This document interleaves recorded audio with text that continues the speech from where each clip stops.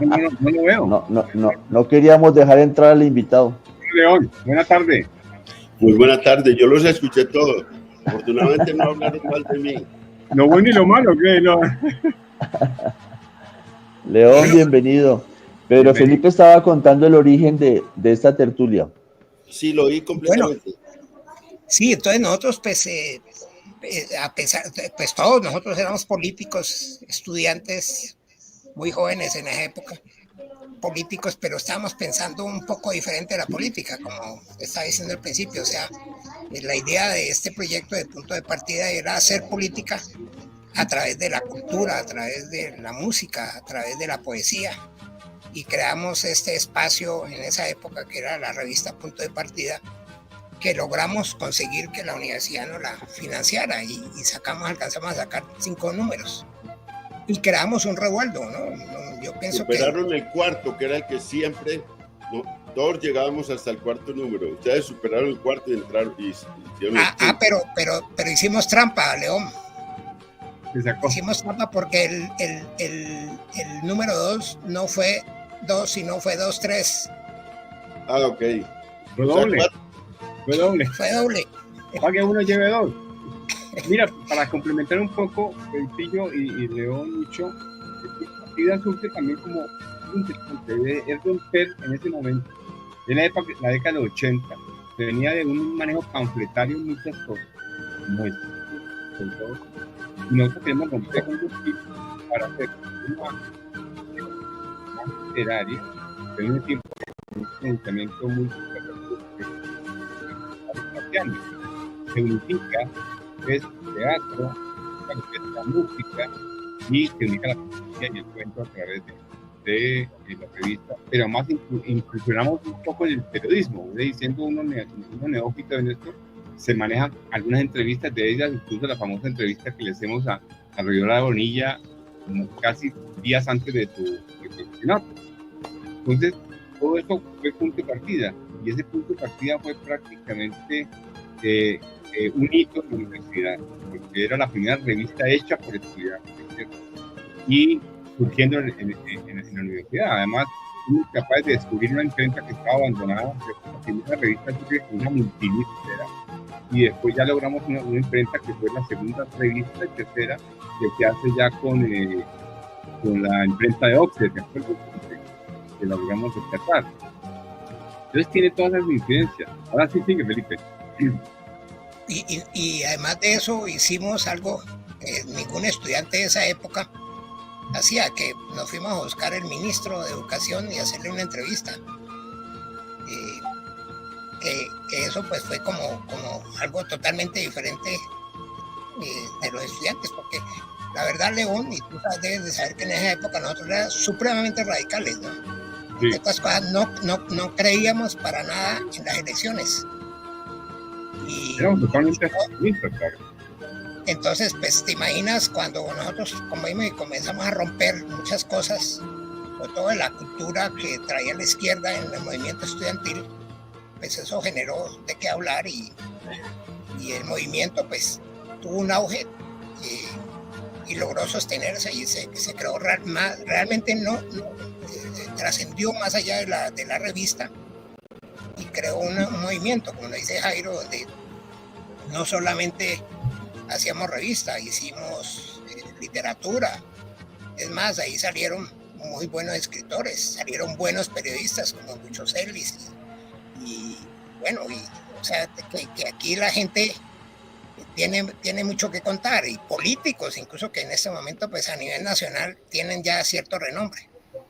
Y a ver, pasando el tiempo, pues nos reencontramos. La pandemia a todos siempre fue un momento de reencontrarnos, y nos encontramos los que quedamos, porque la verdad fue que no quedamos muchos. O sea, gran parte de los que hicimos la revista en esa época, pues tú sabes que se fueron, perdieron la vida, yo diría, ¿no? Luchando, porque fueron luchadores. Y los que quedamos, pues somos los que después de 40 años o más, pues por lo menos hemos visto y hemos logrado algo que teníamos en los ideales, que tenemos que tener, de tener un gobierno de izquierda como el que tenemos ahora. De alguna manera, pues nosotros ya después de los años, pues sentimos que algo alcanzamos a vivir de lo que aspirábamos en esa época. Eso es, digamos, a grosso modo. No sé si Lucho también tenga algo más que anotar, porque Lucho, pues, aunque es de la última generación de punto de partida, pues también vivió todo ese momento, ¿no? Sí, no, yo soy el Benjamín de este grupo, León. Todos estos son mayores y les he aprendido mucho. No, yo quería agradecer a León, que es hermano mío de la vida, pues que nos acompañe. Jairo propuso que hiciéramos un diálogo contigo sobre tu novela. Entonces yo solamente quisiera arrancar preguntándole a León cómo llegó a esta novela, o sea, cuál es el origen de esta novela, cómo la construyó, para que luego Jairo, que ha tenido la pasión de pensar la literatura y la política, pues charle contigo. Entonces, León, ¿cómo llegaste a esta novela? Pues mira, ya se agotan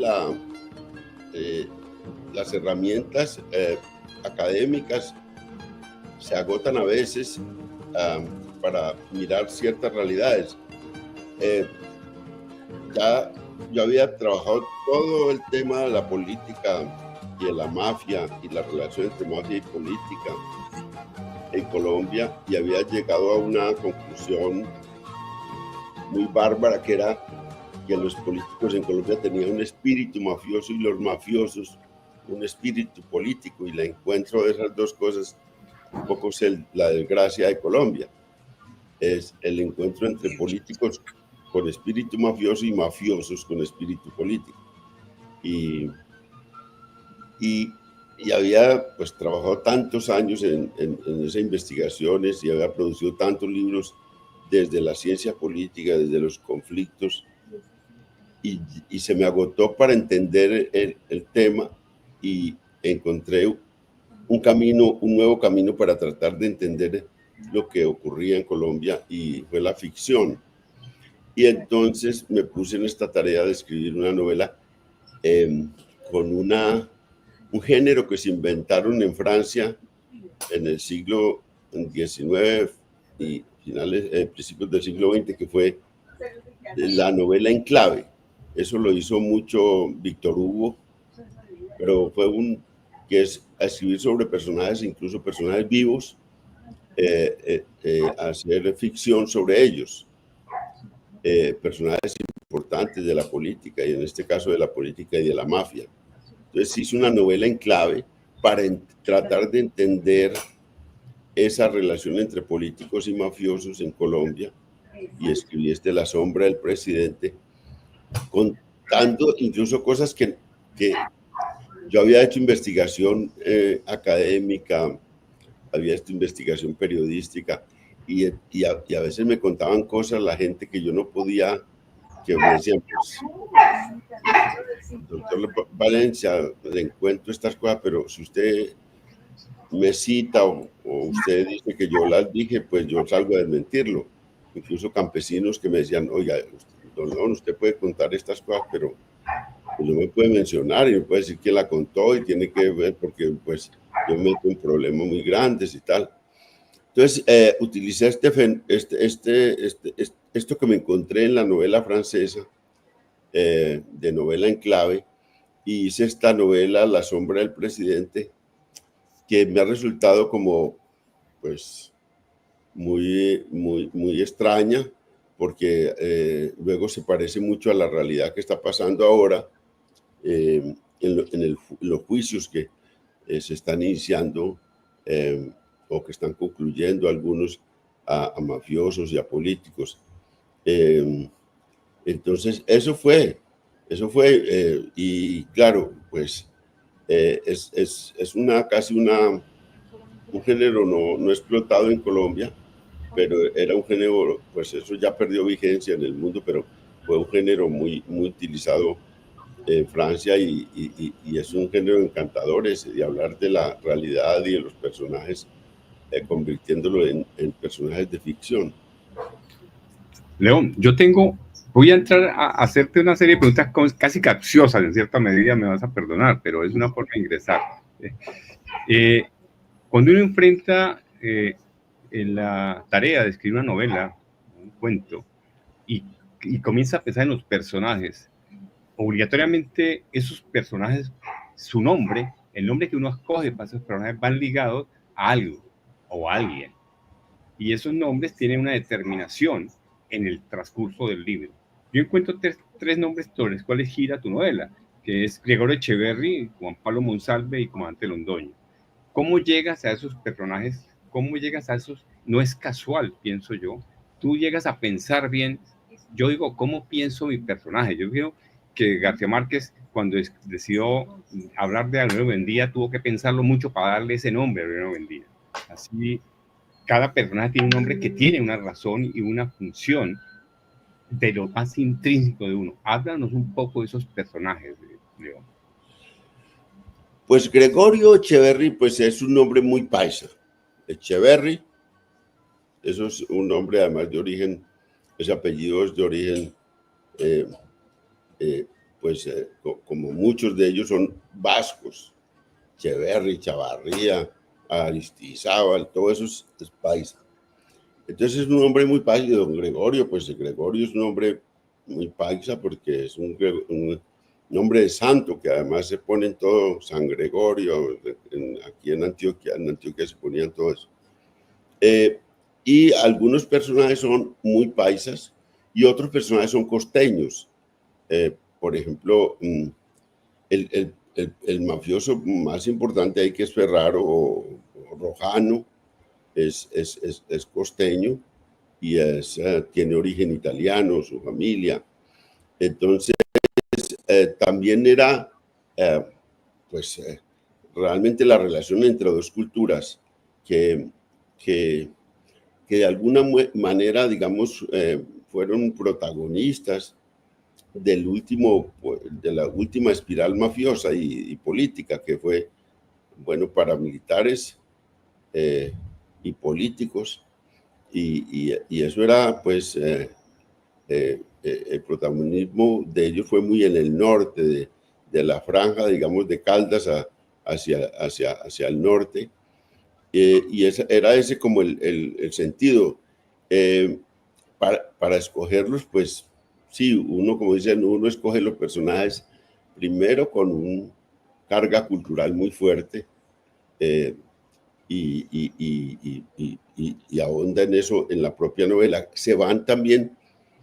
Otra cosa es que los personajes en una novela siempre van teniendo una vida propia y van cogiendo un camino, y a veces uno incluso se rebelan y uno tiene que cambiarles de nombre porque se parecen a veces más a otro tipo de gente que uno, o sea, van como superando su propio nombre y le tiene uno que cambiar el nombre en el transcurso de la novela.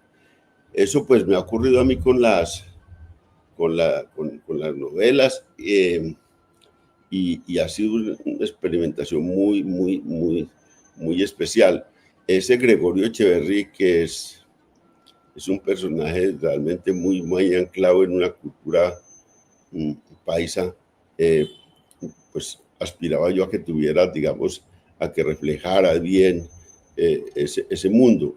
No sé si lo logré, porque uno siempre pues tiene unas aspiraciones con las novelas, pero otra cosa es lo que los lectores ven y lo que los lectores sienten. Y en eso yo he tenido una experiencia muy especial, que cada quien entra a una novela de uno y tiene unas interpretaciones muy particulares. Ahora me está ocurriendo con esta última novela, que apenas hace un mes largo, 2 meses salió, que es La vida infausta del negro Apolinar. Me han llegado las versiones más diversas de la novela misma, y yo me sorprendo viendo cómo pues interpretan la novela. Me sorprendí mucho cómo miraban la sombra del presidente, porque pues claro, el fácil era identificar ese personaje Gregorio Echeverri con Uribe, no era tan difícil, con Álvaro Uribe, pero de ahí para allá pues ya digamos viene otra cosa como bueno, la característica de ese personaje. León, te lo dice algo muy importante. Fíjate que la idea que uno pues, debe pensar es, yo creo mi personaje, pero el éxito es que ese personaje tenga vida propia y la tiene a través de la interpretación y lectura que hace el lector. Y eso lo estás logrando, porque eso es lo importante. Es decir, tú lo creas con una imagen, pero ese personaje comienza a tener prácticamente vida propia y genera otra forma de ver ese personaje y de colocarlo en el interior de la novela. Yo tengo otra inquietud. Si Gabo nos habló de un realismo mágico, aquí estaríamos hablando de un realismo trágico, León. Bueno, hombre, Jota, es que si ves, es que eso se ocurren muchas cosas en una conversación. Pues sería una cosa novedad, ¿no? Realismo trágico sería una novedad muy grande. Acabo de ver una gran, me impresionó una señora que creo que debe vivir por ahí en Valencia, España o Barcelona, no sé, que es una crítica de literatura, acaba de hacer una cosa sobre esta novela, La vida infausta del negro Polinar, y aventura unas cosas tan impresionantes de caracterización de la novela y de los personajes, y entonces yo digo, bueno, qué fabuloso. Imagínate, la primera novela, pues que fue con el pucho de la vida. Entonces, el lector de Alfaguara, porque además es muy trágico, porque es una novela sobre el suicidio, y se suicida medio mundo en esa novela. Y el lector que hizo eso para Alfaguara, el primer lector externo, yo pedí a Alfaguara, le dije, oiga, ¿por qué no me hacen el favor y me entregan como el concepto del primer lector? Pues yo quiero ver lo que es lo que él ve. Entonces se dijo, no, porque esta novela refleja la infancia de América Latina. Yo quedé súbito, porque yo dije, no, pero bueno, ya, ¿qué pretensión puedo tener yo de reflejar eso en una pequeña novela como esa, que era El pucho de la vida? Que es una novela hecha en un bar en Medellín, una novela de suicidas. Pero ahora también, ahora que dices tú ese realismo trágico, sabes que esta señora, que se me escapa el nombre, que hace una crítica larguísima del negro Apolinar, que además dijo, pues me busqué esa novela, la leí en los libros virtuales, y en fin. Y ella comienza a hacer una cosa muy parecida a la que acabas de decir, digamos, que es una novela de las tragedias de nuestra cultura y de las tragedias del país. Son novelas trágicas que son como además, es un encierro, digamos, y termina siempre en una gran catástrofe. Digamos que eso, pues puede ser un nombre, me llama mucho la atención ese nombre. Mira, ¿por qué te lo planteo? Porque, a ver, nosotros hemos vivido de pues, exaltar el realismo mágico que plantea García Márquez. Y hay quienes equivocadamente pensaron que ese realismo mágico solamente se da en la costa. Y yo les digo, el realismo mágico está en toda parte. Yo soy de Buga, Valle del Cauca, ¿cierto? Es una ciudad provincial en su momento, fue un enclave colonial, es decir, es una ciudad de gente de mucha plata en su momento y de una cultura burguesa y pequeña burguesa. Pero encuentras ahí en Buga una cantidad de historias que yo las estoy tratando de relatar también, y eso es realismo mágico, ¿ves? Porque es la misma historia de cómo cada pueblo genera no solamente un personaje típico, sino que genera historias casi salidas de la realidad, pero al mismo tiempo están dentro de la realidad. Pero ya tú enfocas, y yo creo que estamos migrando hacia otro tipo de cosas. Ese realismo trágico que nos cuenta de una realidad contada de tu óptica, como la estás contando, en el cual podemos ver otra visión de país. Es decir, abandonamos ese realismo mágico para enfrentar un realismo trágico, real y patente, ¿cierto? Y es lo que tú enfrentas con eso. Si uno no, pues cuando se agotan la comprensión racional de los temas, entonces, por ejemplo, yo, esta última novela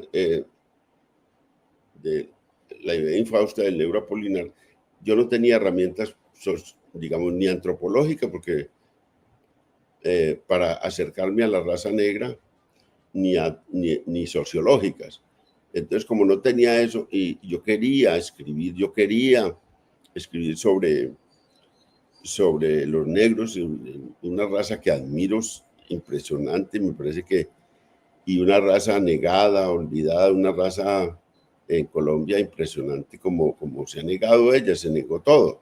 Entonces yo, como no tenía herramientas académicas, dije, bueno, mi única alternativa para hablar de los negros es la ficción, y me metí en eso, y bueno, y entonces me fui hasta allá, y a la tragedia, lo que tú dices, la tragedia de los negros en Colombia, y por eso el título de la novela. Y también la tragedia que trae, porque, digamos, Echeverry y toda esta gente de la sombra del presidente, yo quería entender, digamos, para no hacer que es el gran peligro de los escritores de ficción, que es hacer personajes estereotipos. Comprender, pues, digamos, un señor político como, por qué, digamos, sume al país en una tragedia que hay detrás, y por qué, pues, tiene también una cosa muy difícil de entender, y es que es el sentido heroico que tienen ellos.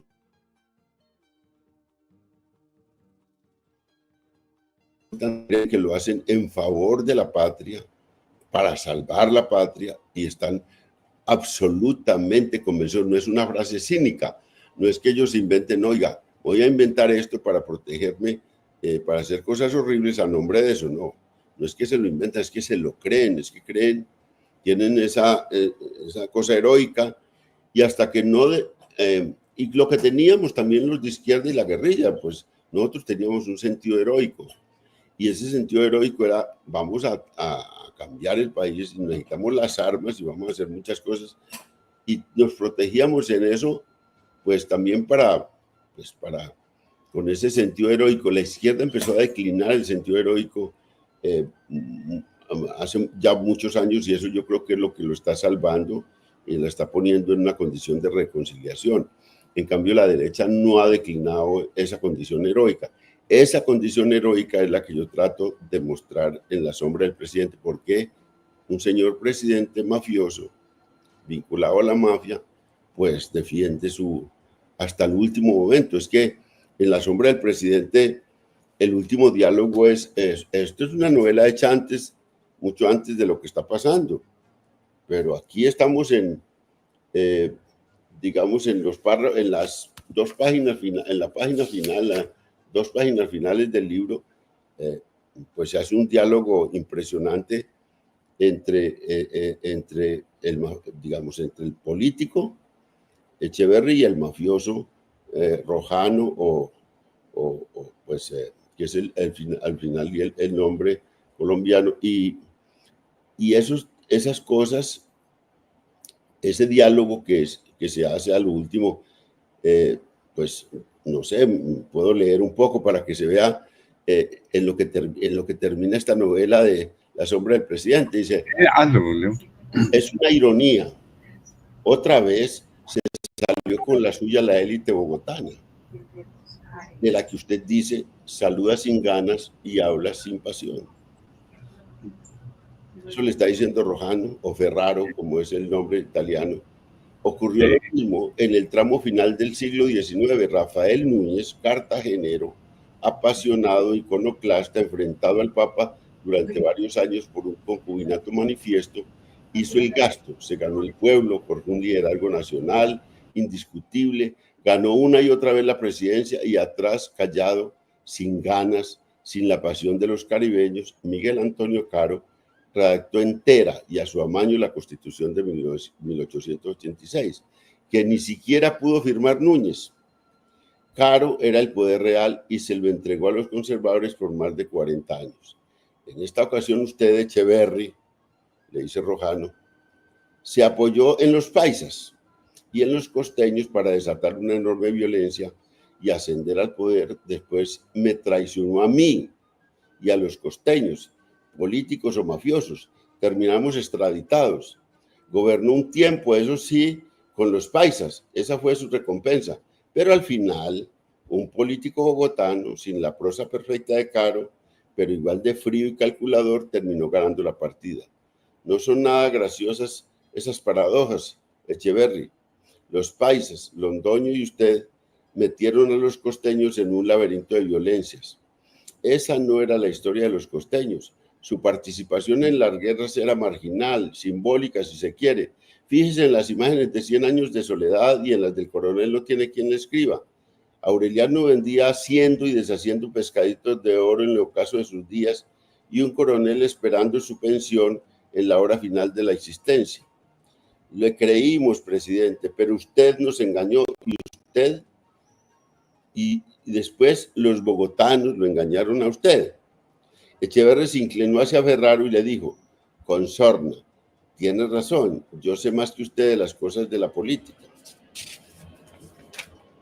Se ha indigestado con las lecturas de la cárcel. Ponga cuidado, las creencias profundas de la gente no desaparecen por más canto de sirenas que entonen los llamados progresistas.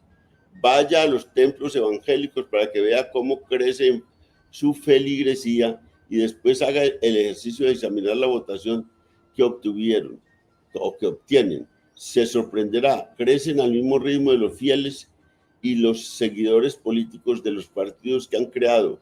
Voy a una cosa más íntima. En ese momento Echeverri dejó ver una enorme molestia en su rostro. Era evidente que le costaba mucho hablar de la condición de su hijo.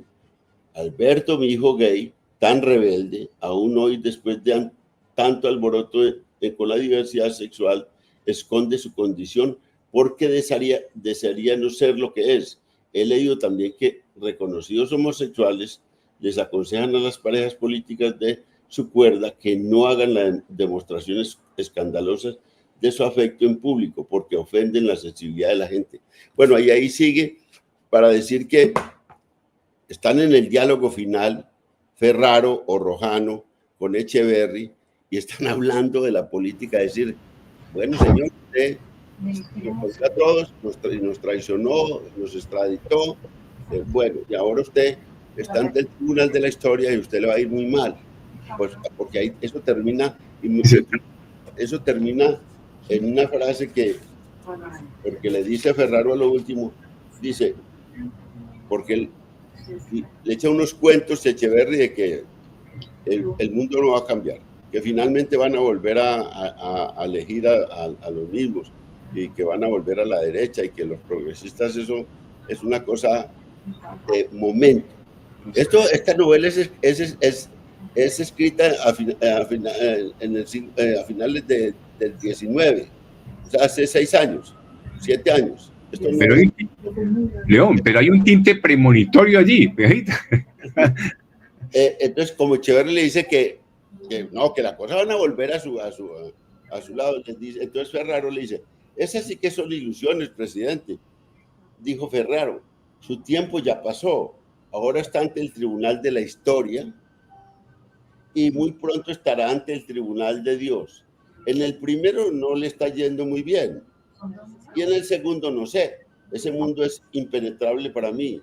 También mi tiempo pasó, le dice Ferraro, mafioso, pero a mí la historia no me importa y Dios está muy lejos de mi alcance.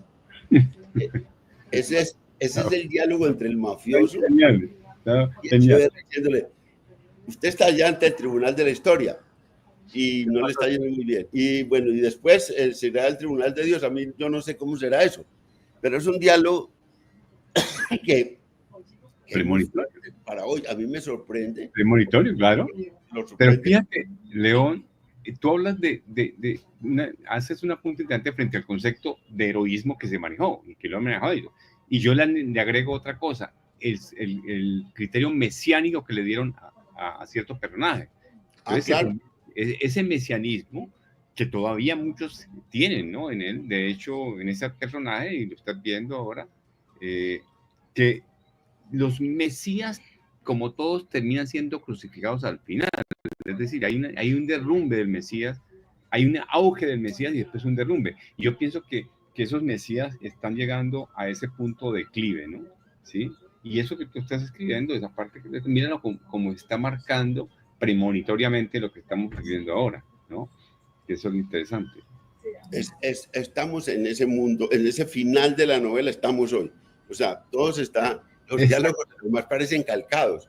Es una cosa fabulosa la ficción, porque uno escribe unas cosas y después se encuentra que esas cosas ocurren en la realidad o ocurrieron en la realidad y uno ni siquiera los conocía. Eso es bonito porque bueno, yo que he hecho los dos ejercicios de manera más bien copiosa, porque pues llevo más de 15 libros de política y ahora escribiendo ficción, pues o también hace mucho tiempo escribo ficción, son dos ejercicios completamente distintos, realmente son muy distintos, pero pues uno termina que se encuentran, se solapan, pues de alguna manera se comunican el mundo de la ficción y el mundo de la escritura sobre la realidad. Exacto, se confluyen ahí. Yo quisiera que Luchito nos aporte algo. A ver, Lucho. No, yo creo que lo que ha dicho León al final me parece que es como un encuentro de la literatura y la política. León, tú que has seguido la política colombiana en los últimos 30, 40 años con mucha intensidad, ¿cómo ves este momento de Colombia, este declive del uribismo, esta irrupción del gobierno de izquierda y también en relación con la literatura? O sea, ¿cómo ves este momento de Colombia? Esto pues tiene mucho de novelesco porque digamos que pues es como decíamos que la tragedia colombiana es muy grande y ese es el telón de fondo, la tragedia. Pero a mí me pareció una paradoja muy grande y una cosa muy fuerte, que la derecha ganó la guerra con acciones legítimas, porque un Estado tiene que defenderse si hay quien lo agrede, pero con acciones ilegítimas, ilegales, que saltaron por todos los mínimos criterios éticos y de humanidad. Esto fue una cosa muy... También lo hizo la guerrilla, también la izquierda lo hizo. Pero ahora la izquierda está ganando el posconflicto. Yo no sé si terminará ganando realmente el posconflicto, pero lo cierto es que estos días la derecha ganó la guerra y la izquierda está ganando el posconflicto, porque la izquierda, pues digo yo, la izquierda y la guerrilla, que no son lo mismo, pero tienen unos vasos comunicantes enormes, pues reconocieron que la cagaron, que bueno, sí, pues teníamos un ideal de transformar el país, era un ideal bonito, hacer una revolución, tal, pero fuimos a una guerra desalmada en la que rompimos todos los, todos los cauces y todas las limitaciones del derecho internacional humanitario, y bueno, hicimos cosas que no eran aceptables en la guerra misma, crímenes de guerra, crímenes de lesa humanidad. Pues la izquierda agachó la cabeza, la guerrilla agachó la cabeza, se hizo un acuerdo de paz, se sometió a los tribunales, está ahí en una situación a veces de derrota política, muchos de esas fuerzas guerrilleras, particularmente las FARC, porque las FARC es como el chivo expiatorio, esa figura bíblica se le acomoda muy bien a las FARC. Están pagando todo lo que hicimos todos los demás, o lo que han hecho todos los demás, las FARC los pagó política y justicieramente. En cambio, la derecha todavía tiene esa condición heroica, no quiere aceptar que es que hizo cosas muy graves en ese tema. La derecha, hablo de la derecha, los liderazgos políticos y empresariales y los que tomaban las decisiones principales. Y entonces lo están venciendo en juicio. En estos días ha habido una cosa muy importante. Por un lado, la condena al expresidente Uribe en primera instancia, pues que era impensable. Y segundo, la condena a los directivos de la Chiquita Brands, en Urabá, que es una condena en primera instancia también muy ejemplar para el empresariado que se metió a financiar el paramilitarismo. Tengo esos dos símbolos de estos últimos 15 días. Entonces yo creo que esa es una cosa, no sé si eso terminará así, pero por el momento es lo que se me ocurre. La derecha gana la guerra, la izquierda está ganando el posconflicto. Y es como, pues, esa es una frase que, no sé si tiene realidad, y estos días la he propagado como una frase que refleja el momento. Y claro, hay mucha... ¿Por qué? ¿Por qué están perdiendo? No porque... pues hay cosas muy tremendas, porque todo este juicio a Uribe, que es un juicio para esconder, son acciones para esconder las otras acciones, que son las graves. Estamos buscando las acciones para esconder las otras acciones, porque lo que se juzga en el juicio a Uribe es un señor que hizo todo para esconder la acusación que tenían sobre el fundador del Bloque Metro. Eso fue lo que irritó tanto que además era muy extraño. Pues ahora podemos hablar de eso, qué pasó ahí, que es un enigma también, porque a Uribe lo acusaban de paramilitar, lo acusaban todo el mundo, todos los actores políticos decían: usted, señor, es instigador de los paramilitares, usted, señor, es aliado de los paramilitares, usted, señor. Bueno, eso se lo decía. Pero, ¿por qué la emprendió contra Cepeda? Porque Cepeda lo que dijo fue: usted es fundador del Bloque Metro. Ya no era un involucramiento de aliado, ni de instigador, ni del jefe ideológico. No, señor, usted fue materialmente pues fundador del Bloque Metro, y el Bloque Metro es una cosa, es un hoyo negro muy raro, porque en un momento le acabaron ese Bloque Metro, no apareció en la desmovilización ni el desarme, mataron al jefe máximo a doble cero, y eso es una cosa que solo apareció por allá en el parqueadero Padilla, que empezaron a aparecer papeles sobre eso. Para tapar eso, que le irritó mucho, fue que Uribe denunció a Cepeda, y luego Cepeda, pues eso se volvió un boomerang, que la figura del boomerang, uno dice, bueno, porque aquí hay figuras que uno dice, ¿qué es el boomerang? Yo no sabía que era una onda o una especie de arma que utilizan en Asia. En Australia. Y que se devuelve contra uno, y se le devolvió contra uno. Bueno, estamos en ese momento que es además muy rico en enseñanzas. Uno dice, bueno, ¿qué hay detrás de todo eso?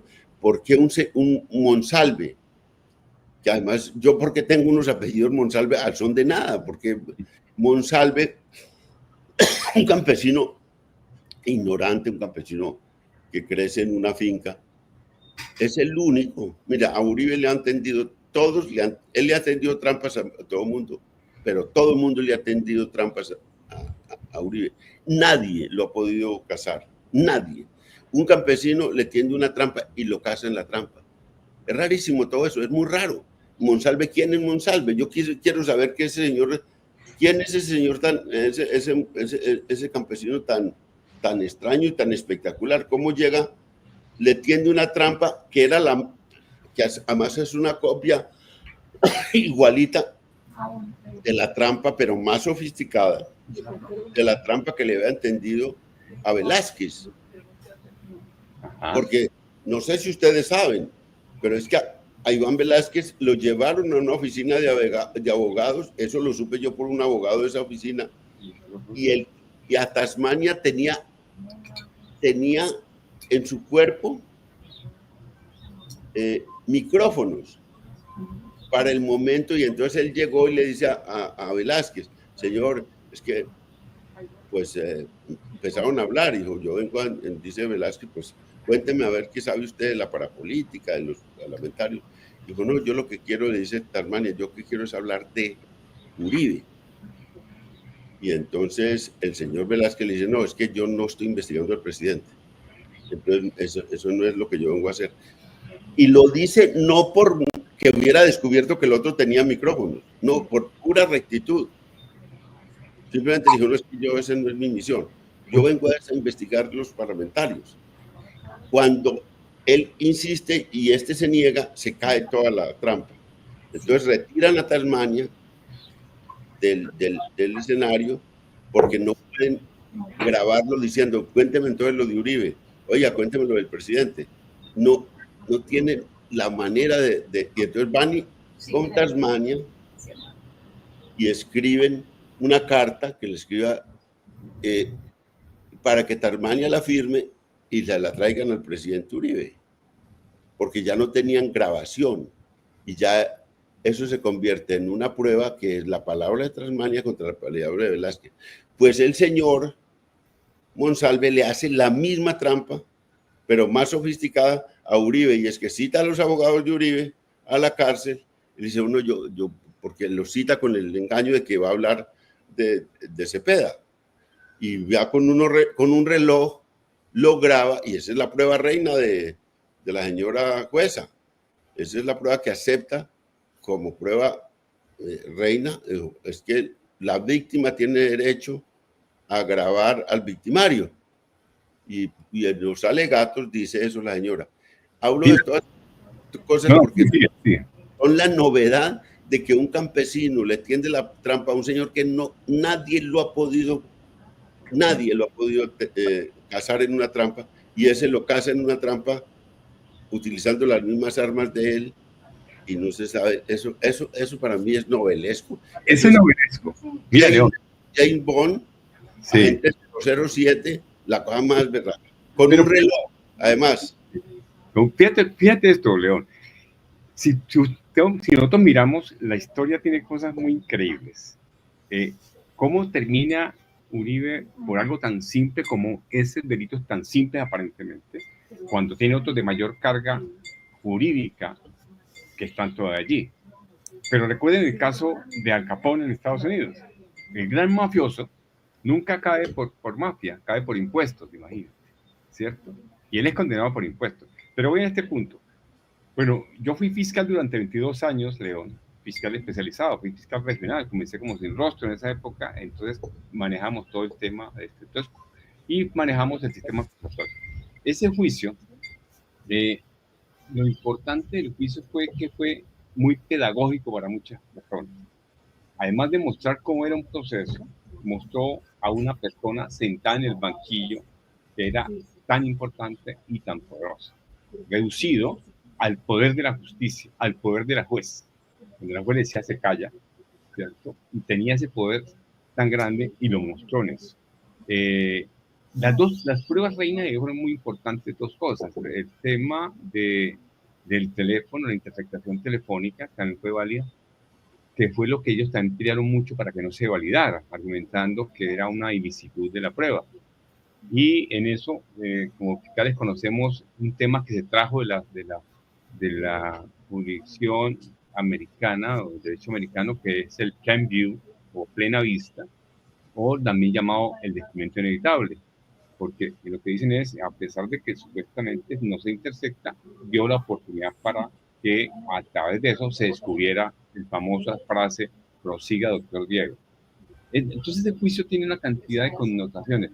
Para nosotros como abogados de pronto lo miramos desde un punto de vista, pero para la ciudadanía común, yo creo que mostró una cantidad de cosas muy interesantes. Lo que tú estás planteando es una novela por escribirse de este post-conflicto y sobre todo de este nuevo enfrentamiento, de este gran Mesías que de pronto comienza a verse enfrentado a un poder judicial que le está mostrando realmente que existe. Eso es válido para uno, y viene uno a decir, por ejemplo, con la frase famosa, aún hay jueces en Berlín, ¿no? Ustedes pueden decir, aún hay jueces en Colombia, y eso es gratificante, independiente de todo.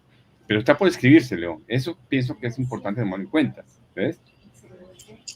Imagínense esa frase que usted cita, que es la frase pues por teléfono, que es grabable, pero en la intimidad, lo que siempre decía Uribe, lo sé porque mucha gente me lo contó, de gente muy cercana a Uribe que trabajó con él, le decía, pues, que venían a proponerle cosas a él. Y él decía, hágalo como cosa suya, doctor. Hágalo como cosa suya. Y entonces me acordé mucho de esa frase en diciembre pasado que estuve en República Dominicana, en Punta Cana, dictando una conferencia allá para unos empresarios. Y el señor que nos cogió, tomamos un conductor que nos llevara de Punta Cana hasta Santo Domingo. Y en el camino nos contó historias, y nos contó esta historia de Leonidas Trujillo. Famoso el Chivo, alias el Chivo. Alias el Chivo, no, es que Leonidas Trujillo, imagínate, un día Leonidas Trujillo, pues, estaba en un pueblito, pues, visitando el pueblo y tal, y entonces de pronto se le acercó un compañero de infancia, adolescencia, de jóvenes y todo eso, habían sido, y le dijo, pues, mire, Leonidas, yo estoy en una situación muy difícil, usted me conoció, estoy muy pobre, estoy muy jodido, a ver si usted me ayuda, ayúdeme, pues usted que tiene tanto poder hoy, usted que le fue tan bien en la vida, sí me ayuda. Entonces que él, al segundo de él, al que le hacía todas las cosas, le dijo, encárguese de él, mira, encárguese. Entonces, como al mes o mes y medio, pues le preguntó, ¿y qué hubo? ¿Cómo te fue con este? Yo, pues yo me encargué ya de tener por ahí yo me encargué de él, eso de tener por ahí ya 3 metros de tierra encima. Y entonces, eso me encargué de él, ¿no? Entonces, era una cosa, y decía, así era de Leonidas Trujillo. Y aquí era, hágalo como cosa suya, doctor. Eso es la semiótica, ¿te das cuenta? Es la semiótica en el cual hay un significado, un significante. Eso lo planteó precisamente Montealegre cuando se planteó la preclusión y trae relaciones a ese tema, cómo hay el significado y el significante en algo. Por ejemplo, el ejemplo más sencillo que uno ve en semiótica es, hay una nube grande, está tronando, va a llover, ese es un significado, ¿cierto? Y yo saco el paraguas, ese es mi significante, ¿eh? En el hecho de que va a llover, eso me tenían dos cosas, un significado de y el paraguas que me diría que va a haber una lluvia. Cuando yo le digo a alguien, ¿cierto?, proceda semióticamente, dependiendo de quién lo está haciendo, con ese poder que tiene este señor, ¿cierto? Porque además hay una cosa interesante, si tú miras, Uribe siempre manejó un lenguaje criptográfico, un encriptado de lenguaje en cada frase que él lanza, ¿cierto? Y ese lenguaje lo entendía perfectamente cuando a Cadena se le dice, prosiga, doctor Diego, que usted hace las cosas bien. ¿Sí? Encárguese, decía Leonidas Trujillo, encárguese. Hágalo. Mira, la ley RICO en Estados Unidos, que se estableció precisamente para poder judicializar los grandes capos de la mafia siciliana, porque ya no existía el concepto de coautoría que nosotros tenemos en nuestro sistema judicial. Entonces había que crear algo en el cual se pudiera vincularse a ese jefe de la mafia que no participaba directamente en los actos, pero que ordenaba con un simple movimiento de cabeza, ¿sí? Entonces se creó el RICO, que es un agregado de Racketeering Influence Corrupt Organization, y eso asume la ley RICO, en el cual basta que el jefe no niegue o que no se oponga para que determine y garantice y se vincula el proceso, y con eso se judician los grandes capos de la mafia siciliana, fíjate, con ese mismo principio, y ese principio se aplica cuando avala, proceda, es decir, hágalo, tiene que hacerlo, haga las cosas, además que las hace bien, ¿no? Es interesante esa parte. ¿Puedo hacerle una pregunta a León? Claro, Pedro. Pues yo diría que es la pregunta del millón. ¿Tú crees que la situación actual, o en este momento, o en un próximo gobierno, realmente vamos a tener la paz total? Pues es que nosotros ya terminamos el conflicto armado. Con esto se debe enojar mucho, pues, estas cosas que yo digo, el ELN, porque el ELN es la última guerrilla, la única guerrilla que queda con un propósito político. Pero incluso el propósito político de la guerrilla del ELN, pues es muy extraño porque es un propósito de resistencia y no de toma del poder. Entonces, con la, digamos, negociación de las FARC y todo eso, terminó el conflicto armado de carácter político. Digamos, aquí habían tres motivaciones de la violencia. Una de carácter político encabezada por las guerrillas, que era: nos queremos tomar el poder, queremos cambiar, digamos, el signo del Estado y todo esto. Hay otras violencias ligadas a la disputa por las rentas de las economías ilegales y rentas legales, y la disputa por el territorio para poder, digamos, realizar ese control de las rentas. Entonces, ya realmente terminó el conflicto armado. Todas las guerrillas que estaban por una toma del poder, pues o negociaron o fueron derrotadas, o negociaron porque fueron derrotadas, digamos, porque uno negocia pues porque ya perdió la ilusión del triunfo. Es la única manera por la que uno negocia, y todos los que negociamos fue porque ya perdimos la ilusión del triunfo. Y también el ELN perdió la ilusión del triunfo, pero transformó esa pérdida de la ilusión del triunfo, que ya saben que no lo van a hacer, y ellos saben, por una consigna extraña, y es resistir junto a la resistencia del sur global, dicen ahora ellos. Entonces terminó ese conflicto y quedan unos conflictos por las rentas, unos conflictos por el territorio, en el que es un crimen, el crimen organizado y las mafias. Y yo quisiera contarles una anécdota que para mí fue muy reveladora. Yo fui a hablar en el año 94, tipo febrero del 94, cuando estábamos negociando nosotros la paz, una fracción del ELN. Fui a hablar con Gilberto Rodríguez Orejuela en la calle Sexta, en un piso 9º, porque nos habían matado unos, el cartel de Cali nos había matado una gente de nuestro grupo, del grupo de la Corriente Renovación Socialista, que era una fracción del ELN. Y fui a hablar y me encontré con Gilberto Rodríguez Orejuela, y yo iba a reclamarle por el asesinato de esas personas, y el jefe de seguridad, o la persona que era el jefe de seguridad de él, estaba en Santander de Quilichao. Entonces me dijo: León, pues tiene que esperar aquí hasta que llegue este señor. Y yo estuve de las 9 de la mañana hasta las 3 de la tarde.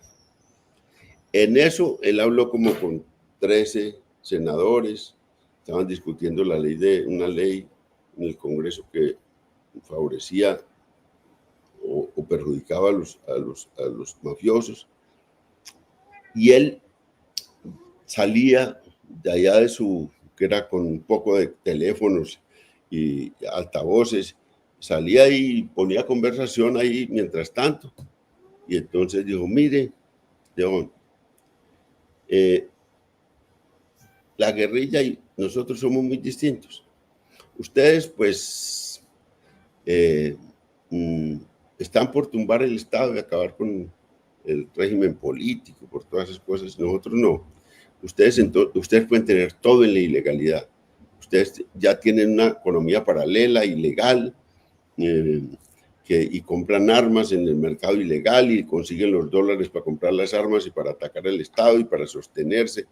Y me hizo una descripción de la logística de la guerrilla impresionante. Dijo: nosotros no somos eso. ¿Qué pasa con nosotros? Nosotros tenemos un negocio que los gringos dicen, pues, narcotráfico, lavado de activos. Nosotros les decimos transformación de activos. Era impresionante el lenguaje. Ellos dicen lavado de activos, nosotros decimos transformación de activos. Y nosotros necesitamos la legalidad porque esos activos tienen valor, tienen una cosa importante en la vida legal. Porque en la vida ilegal, en las caletas, no vale $1, no vale nada en una caleta. Entonces nosotros nosotros queremos legalizar los dólares, y detrás de los dólares estamos nosotros para legalizarnos como tal, y mantenemos una negociación con ellos. Para mí fue muy diciente esa diferencia. Entonces, ¿qué digo? Y entonces dice: ahora, si el Estado, porque como nosotros dependemos de la legalidad, vivimos de la legalidad. Si el Estado decide destruirnos, a nosotros nos destruye. A ustedes no. Ustedes pueden destruir el Estado. Nosotros no queremos destruirlo, el Estado. Y nosotros simplemente, si el Estado decide destruirnos, a nosotros nos destruye. Por eso nosotros estamos siempre en función y le gastamos mucho tiempo al cabildeo. Nosotros gastamos $25 millones al año en Washington, solo pagando abogados en Washington y buscando negociaciones. Esa conversación fue muy reveladora para mí.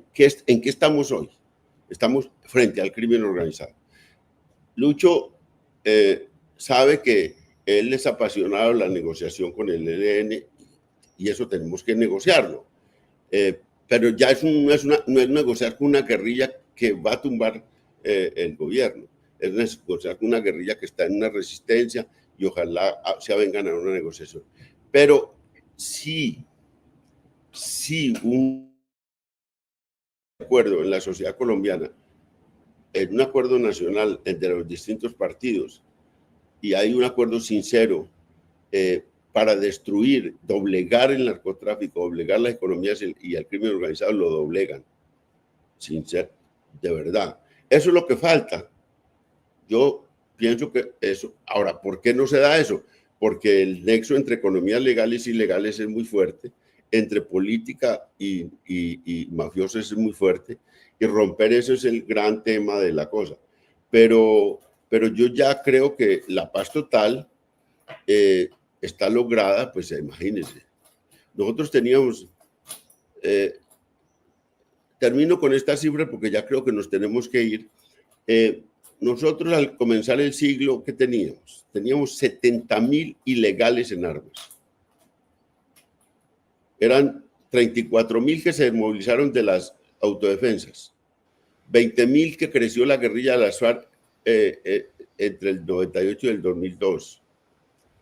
Tenía 20,000, son 54,000. Entre el ELN y los demás grupos tenían otros 15,000, 70,000 hombres en armas. Tuvimos años de 3,000 secuestros, tuvimos años de 600,000 desplazados por la violencia. La tasa de homicidios llegó a 70 homicidios por cada 100,000 habitantes. Hoy tenemos 27 homicidios por cada 100,000 habitantes. Tenemos 18,000, 20,000 ilegales. Tenemos secuestros hasta 300 seguramente, pero no esas cifras tan asombrosas. Este año se va a alterar un poco lo de desplazados por el caso de Catatumbo. Pero nosotros, en realidad, y ahora tenemos una fuerza pública que enfrenta a 18,000 ilegales y que está en 460,000 efectivos. Y en el 2002 tenía 360,000. Tenemos 100,000 efectivos más hoy y tenemos 3 veces menos ilegales. O sea, ahí no hay tenemos el 70% de la paz total. Es la realidad. Y tenemos unas fuerzas que disputan economías ilegales, que disputan territorio y que le están pegando a la población. Ya no pelean con el Estado. Es que Catatumbo fue una cosa muy triste. Pues el ELN entró, mató a los de la disidencia, mató a los líderes sociales y no tuvo ningún combate con el ejército. No hubo combates, es que no hay combates con el Estado. Nosotros teníamos la fuerza pública, necesita una reforma muy grande. El 43% de la fuerza pública está cubriendo a Bogotá, pero ya nadie amenaza a Bogotá, porque las FARC iban por la cordillera oriental para el Palacio de Nariño y lo atacaron en el Club del Nogal, y todo eso ya no existe. Estamos en una amenaza periférica, pues es muy distinto. Esto no es el conflicto. Todo esto es lo que decía ustedes, que fueron marxistas, ya veo todos, J. Lopera, veo que Pedro también, todos estos fueron marxistas. Entonces, que tiene una frase que se cita mucho, que es: las cosas ocurren una vez como tragedia y otra vez como farsa. Todo esto que está ocurriendo es una comedia, una farsa. Que ahora le pegaron un tiro al señor, es muy grave. Pero mire, el que le pegó el tiro salió corriendo, cojeando, y lo capturaron una cuadra después. Hombre, eso ocurría con Pablo Escobar. Pablo Escobar era una cosa, el cartel de Cali, las FARC, el M-19, el ELN en los años 80. Eso eran unas cosas Estos son un remedio, es un muchachitos con cola negociando, con cola a caballo negociando, todo eso es una gente, pues, bueno, la distancia entre esa gente y Marulanda. Y ya no se encuentran los libros ya en los campamentos ya no encuentran los libros de Marx, ni esto tiene mucho de comedia y de farsa todo esto. Vale. Ahora, esto pues, claro, matan gente y sobre todo atropellan a la población porque es fácil pegarle a la gente en las regiones y hacer todo, pero ya es otra cosa. Eso ni se enfrentan cuando se toman las instalaciones militares. Bueno, y ahora encontramos juguetes como, pero te digo, esto es otra cosa. Esto es una comedia, lo que hay comparado con esa tragedia tan brava de los 80. Entonces a mí todas estas cosas que dicen, porque además la derecha, entonces dice, la derecha que le interesa crecer esto. No, que estamos no estamos en eso. Pues no hay un Pablo Escobar, no hay un Gilberto Rodríguez Orejuela, no está el Marulanda, no está Bateman, toda esa una cosa no existe. No está esa gente, pues, y es una parranda de gente que uno dice, no, ¿cómo así?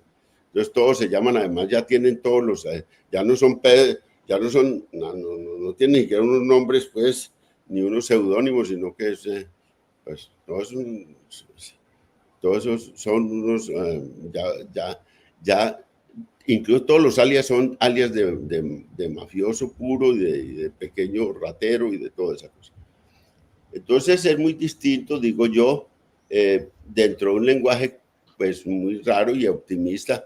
A veces a mí me da como pena decir, pero pues los del ELN están meando fuera del tiesto, eso, pues una guerrilla, empeñar su vida en una resistencia. Si cuando nosotros teníamos, con esto termino, yo creo que debemos ir cerrando, pues es que nosotros tenemos los propósitos, yo no sé, Pedro, Jota, Luis, pero ¿se acuerdan? Nosotros decíamos incluir el Estado, Dios, la familia y la propiedad privada. No, pues imagínense, eso era la idea nuestra, teníamos que acabar con todo. Dios, la propiedad privada del Estado y la familia. Andábamos debajo del brazo con el libro de Engels. Bueno, y el de Bakunin algunos, ¿no? Sí, ni Dios, razón, ni Estado, ni propiedad. Con razón fracasamos, pero bueno, sí, filosóficas de Mao Zedong y todo, era otra cosa, era otra. Nosotros, pues, digo, nos propusimos todo eso y son del tamaño de los sueños.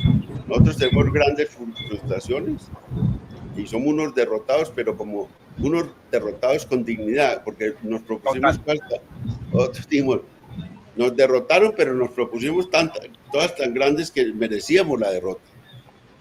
O soñamos mal, o hicimos mal las cosas para alcanzar esos sueños, pero nos merecíamos la derrota. Y entonces, cuando uno se merece la derrota, después de haber tenido tan grandes sueños, pues duerme más tranquilo. Yo pienso que somos derrotados en la guerra, pero victoriosos en el principio de la paz, que es lo más importante. En el posconflicto, en la paz. Eso es más importante. Eso sí está bonito. Esa es una cosa bonita que nos está tocando. Sí, señor. Bonita. De todas maneras, nuestros sueños no se convirtieron en pesadillas, ¿no? No, porque, bueno, entre nosotros los que estamos aquí veo que somos gente más intelectuales y tal, que no tuvimos acceso, no quisimos o no tuvimos acceso al poder. Cuando uno está en el poder empieza a cometer unas cosas que no. Eso es cierto. Yo creo que va a tocar cerrar, León, tú tienes que salir. Sí. Yo creo que ha sido bueno. León, sí, démosle la despedida a León, agradecerle que esta conversa, no sé, Jairo. Entonces, pedimos que promover una edición una nueva edición. Esta es la tercera edición. ¿Fue la tercera? No se consigue, León. Te quería decir eso porque fíjate que lo estuvimos buscando, Buscalibre, que es el que me llega, y no hay. Entonces, hay que promocionarlo y hay que traerlo acá porque tenemos... A ver si lo vuelven a imprimir. Y correcto. La otra cosa es promover... Sí, señor. La audiencia hasta el Negro Apolinar. León, mira, darte un profundo agradecimiento, desearte lo mejor y felicitaciones por ese nuevo realismo trágico que nos estás trayendo. Es importante. Gracias por el título. Voy a copiarlo, realismo trágico. Con mucho gusto, lo tomas en cuenta. Y mira, y decirte, somos punto de partida, comenzamos a restablecer nuestras tertulias, queremos invitarte a las próximas. Bueno, este es el recomienzo nuevamente y de verdad que un abrazo muy fraterno que te envío y bueno, felicitaciones. Pedro. Sí, sí, León, gracias, se nos fue Lucho, quién sabe. Se nos cortó, pero no importa. O Lucía lo retiró de la escena, Lucía lo retiró. Lo sacó. Al lado de los platos, dijo. Sí, porque él siempre tenía esa disculpa, ¿no? Para no participar acá. Decía, no, me toca lavar los platos. Y se filmaba lavando los platos. Bueno, un abrazo. Entonces, un abrazo grandísimo, León, y esperamos volvernos a vernos. No, yo pienso que este espacio, vas a ser siempre invitado a este espacio y siempre ojalá tengamos muchos más temas para hablar contigo y compartir contigo. Y ojalá el próximo libro también que nos lo compartas también, este espacio, que seguramente debe estar en tu cabeza. No, con gusto, con gusto. Un abrazo y entonces nos hablamos. Chao, chao.